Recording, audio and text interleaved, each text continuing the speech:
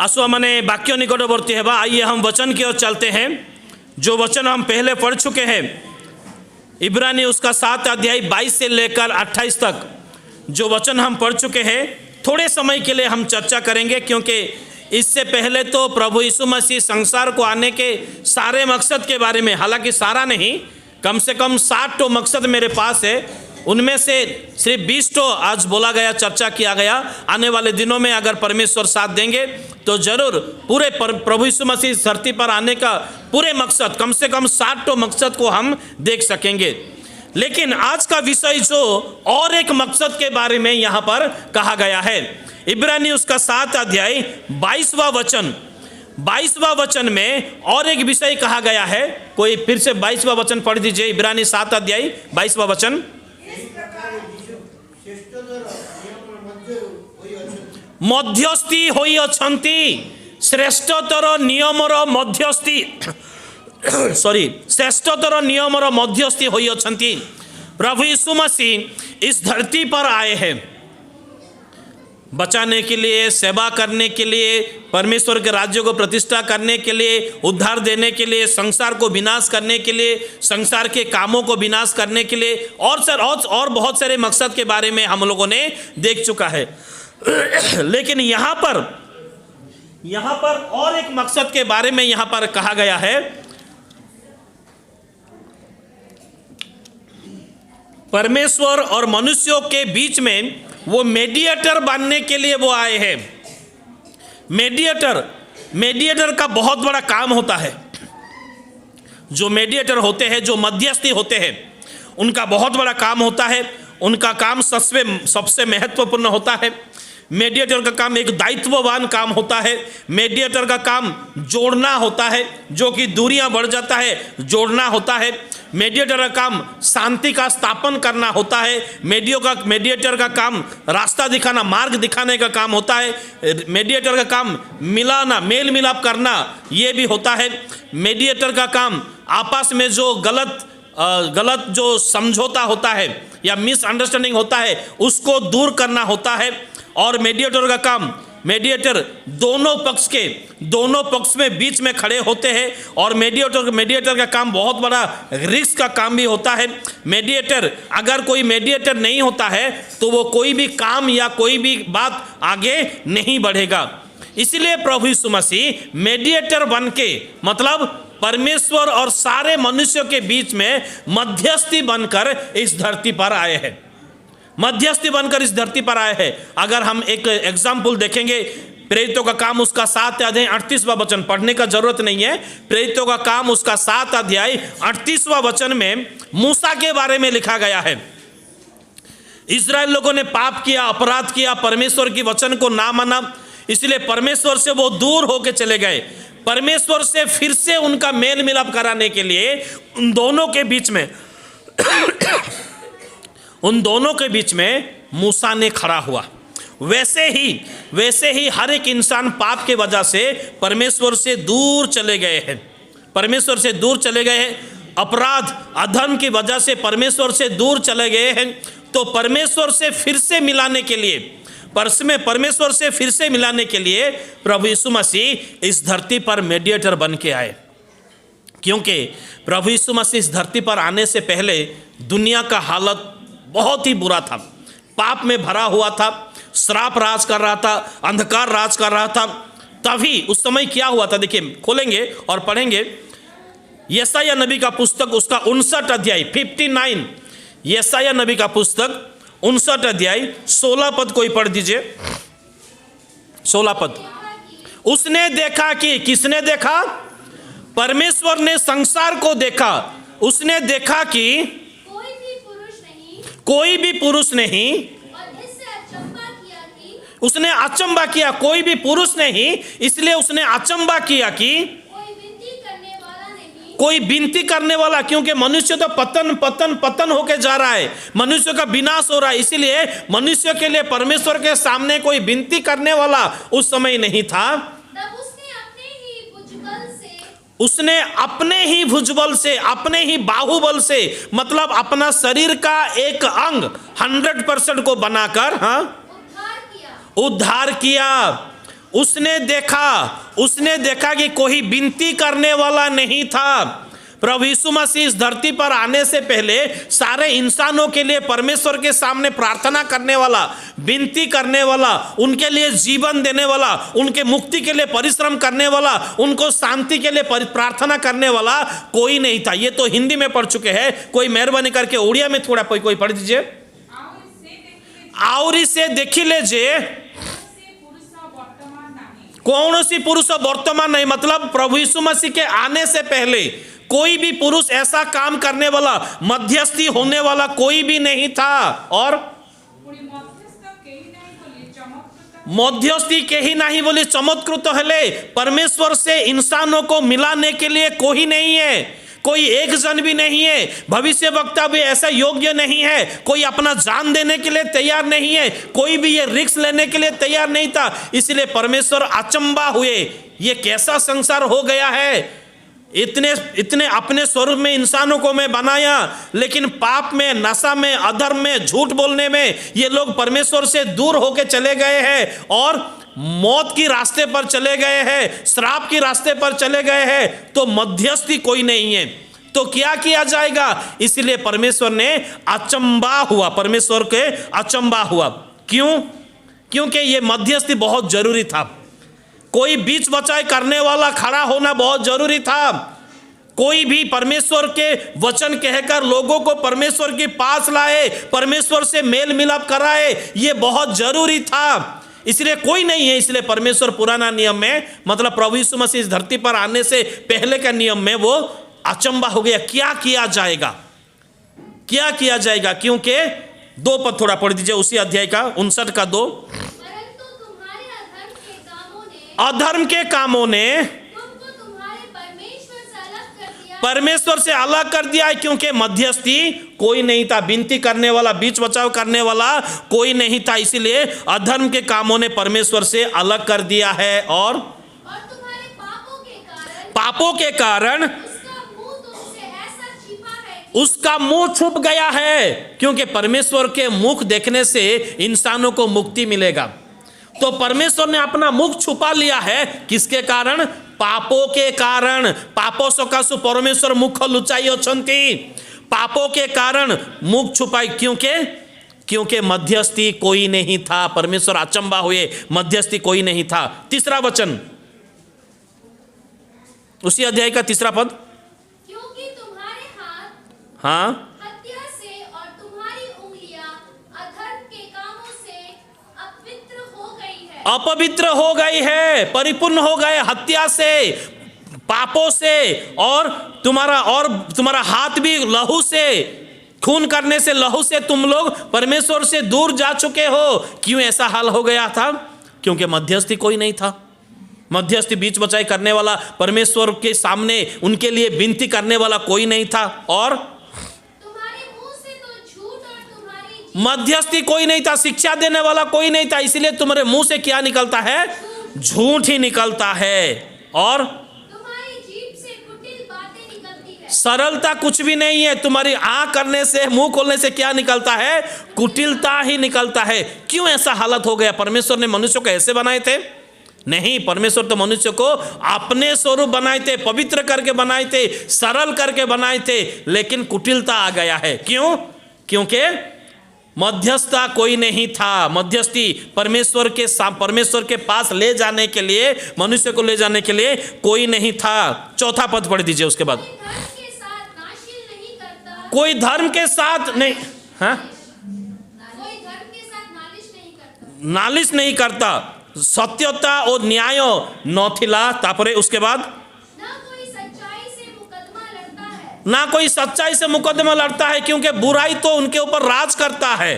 क्यों? क्योंकि कोई मध्यस्थी नहीं था। और वे मिथ्या पर भरोसा रखते हैं वो मिथ्या पर भरोसा रखते हैं और झूठी बातें बकते हैं। और झूठी बातें बकते हैं। मंडली में हो या चारों तरफ जहां पर पवित्र स्थान, वहां पर भी उनका हालत ऐसा आ गया है, झूठ को वो लोग पाप नहीं मानते थे, ये तो पार्ट ऑफ लाइफ ऐसा मानते थे। क्यों ऐसा हालत था पुराना नियम में? क्योंकि मध्यस्थी कोई नहीं था, विनती करने वाला, बाप परमेश्वर से मेल मिलाप करने वाला कोई नहीं था। इसलिए कैसा हालत है? फिर से नहीं, आगे 4 पद का। कोई हाँ न कोई सच्चाई से मुकदमा लड़ता, हाँ वे मिथ्या पर भरोसा रखते हैं हाँ और झूठी बातें करते हैं। हाँ और उसको मानो हाँ उत्पात का गर्भ रहता, उसके ऐसा हालत हो गया है, उनके गर्भ में क्या क्या रखा? पाप को रखा। और वे अनर्थ को जन्म देते हैं। अनर्थ को जन्म देते, मतलब एक पाप दूसरा अनर्थ अपराध, एक एक विषय को नया नया पाप जन्मता गया, नया नया पाप पृथ्वी पर पैदा हुआ, नया नया पाप। क्यों ऐसा हालत हो गया? क्योंकि मध्यस्थी कोई नहीं था। 16 पद के अनुसार परमेश्वर आश्चर्य हो गए। 5वां पद, वे सांपिन के अंडे सेते हाँ और मकड़ी के जाले बनाते हैं। मतलब काल सांप क्या हुआ? सांप का राज आ गया। सांप मतलब शैतान का राज संसार पर आ गया है। क्यों ऐसा हुआ? क्योंकि मध्यस्थी कोई नहीं था। 7वां वचन, 7 नंबर वचन, वे बुराई करने को दौड़ते हैं। वो बे लोग पुराना नियम में प्रभु यीशु मसीह संसार को आने के पहले के लोग क्या करने के लिए? धार्मिकता काम करने के लिए नहीं। चलो कोई दूसरों को मदद कर दे, चलो कोई अंधा को कुछ खिला दे, ऐसा धार्मिकता का काम करने के लिए नहीं, परंतु वो लोग क्या करने के लिए? बुराई की ओर दौड़े और निर्दोष की हत्या करने को तत्पर रहते हैं। और उनकी युक्तियां, उनके चिंता, उनके स्वभाव, उनके सोच व्यर्थ ही व्यर्थ है। मतलब व्यर्थ मतलब असारता प्रति से मन कर जाए, ऐसा ही हो रहा था। क्यों ऐसा हालत उनका हो गया था पुराना नियम में? क्योंकि मध्यस्थी कोई नहीं था, या परमेश्वर से उनको मेल मिलाप कराने वाले, विनती कराने वाले कोई नहीं था। और 8वां वचन, शांति का मार्ग वो जानते ही नहीं थे। मार्ग क्या है? शांति कहां से मिलेगा हमको? मुक्ति कहां से मिलेगा? प्रभु यीशु मसीह इस धरती पर आने से पहले के लोगों के बारे में मैं कह रहा हूं कि शांति का मार्ग वो लोग जानते ही नहीं थे। और न उनके व्यवहार में न्याय या धार्मिकता था। शांति का मार्ग मतलब किसका मार्ग है? परमेश्वर का मार्ग। यीशु शांति राजा है। यीशु मसीह का मार्ग उनको मालूम ही नहीं था।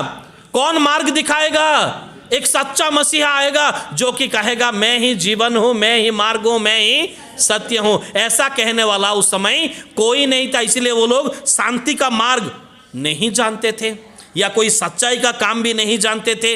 और क्यों ऐसा हो रहा था? क्योंकि मध्यस्थी पुराना नियम में कोई नहीं था परमेश्वर को इन लोगों को परमेश्वर के पास ले जाने के लिए। 9 पद,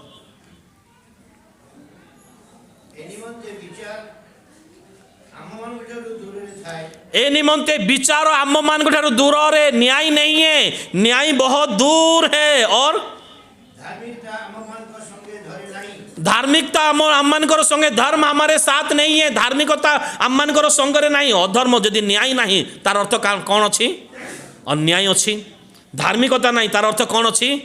अधर्मता रही अच्छी। कहीं प्रकार हो अच्छी? मध्यस्थीर अभाव। 10 पद,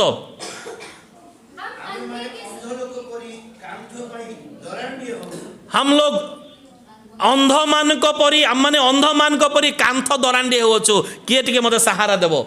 काले मु झुंटी पड़ी जीवी। पुरातन नियम लोक मानकर परिस्थिति, प्रभु यीशु मसीह इस धरती पर आने के पहले के लोग का परिस्थिति देखिए। अंधों के समान वो लोग इधर उधर भटक रहे हैं। कहाँ मुझे सहारा मिलेगा, कहाँ पर दीवार मिलेगा, नहीं तो मैं गिर जाऊंगा। इसलिए ऐसा हालत उनका हो गया था क्योंकि कोई मध्यस्थी नहीं था। 11 पदों,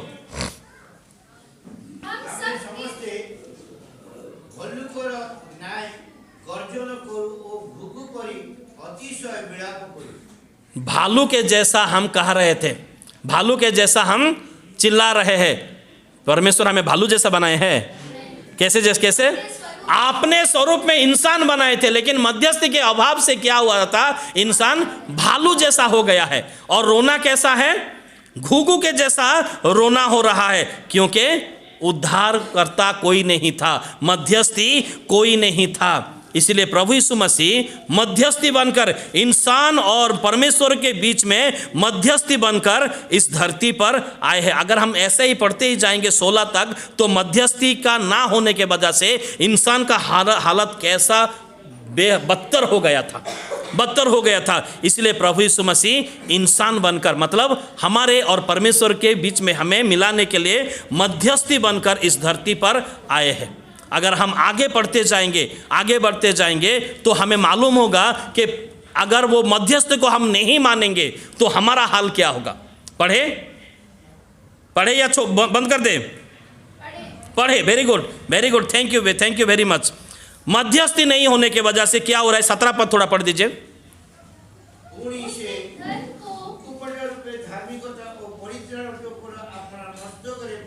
पिंधिले से किए से बाहु जे हे जे आसिले से मध्यस्थे आसिले से कौन कौन पिंधिले? बुकुपटा रूपे धार्मिकता पिंधिले, परित्राणर टोपर पिंधिले। केतेबेले एहा अनुग्रह जुगर जेतेबेले प्रभु जीशु जगत मध्य को आसिले, अनुग्रह रे आसिले, से स्वर्गर समस्त मंगलदान आशीर्वाद अनुग्रह ए समस्त नहीं से आसिले, से से बुकुपटा पिंधिले, अनुग्रहर टोपर पिंधिले। 17 पद फिर से नहीं, वही आधा से।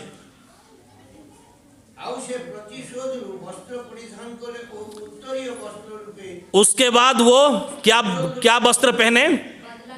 बदला लेने का वस्त्र पहने। अनुग्रह युग में उसने परित्राण का वस्त्र पहना, उद्धार का वस्त्र पहने, और उस उद्धार का वस्त्र का अगर नहीं माने तो क्या होगा? उसके बाद क्या पहनेंगे? बदला लेने का वस्त्र पहनेंगे। वो कौन सा युग है?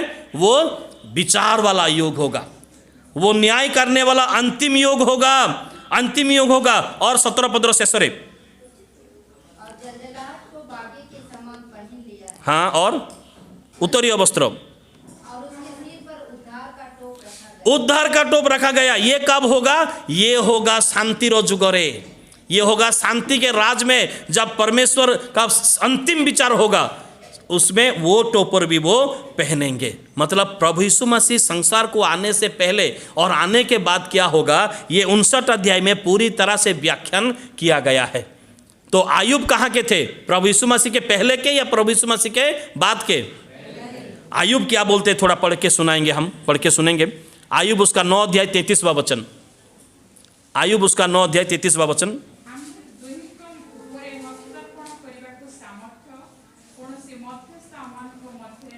आम दुहींक मध्य हस्तार्पण करिबा पई, आममानकर भूल बुझामणा दूर करिबा पई, आममानकु आउथरे पुनर्मिलन करिबा पई कोनोसी मध्यस्थी नाहांती।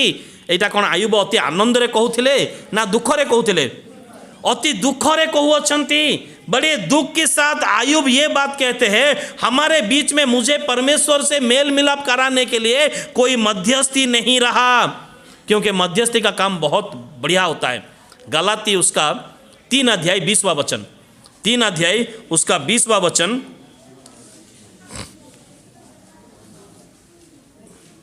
गलाती मध्यस्थ गोटे पक्षर प्रतिनिधि नुहंती, उभय पक्षर भूल बुझामणा से आकु जणांती ताकु जणांती। तो आममानकर निवेदन विनती से परमेश्वर को जणांती, एवं परमेश्वर आशीर्वाद मंगलदान अनुग्रह योजना संकल्प ए समस्त से आममान को जणांती। से प्रभु जीशु मध्यस्थ ही ए जगत मध्य को से आसिले। आउ बहुत विषय लिखा जाई अछि मध्यस्थी हेबा विषय रे, बाइबल रे बहुत विषय लिखा जाई। केवल गोटे पद पढ़ी आमने शेष कर देबा। प्रथम तिमोथी पुस्तक 2 पर्वर 5 पद, पहला तिमोथी 2 अध्याय 5वां वचन। कारण एकमात्र ईश्वर अछंती, एक ही परमेश्वर है, दूसरा परमेश्वर नहीं है, एक ही परमेश्वर है।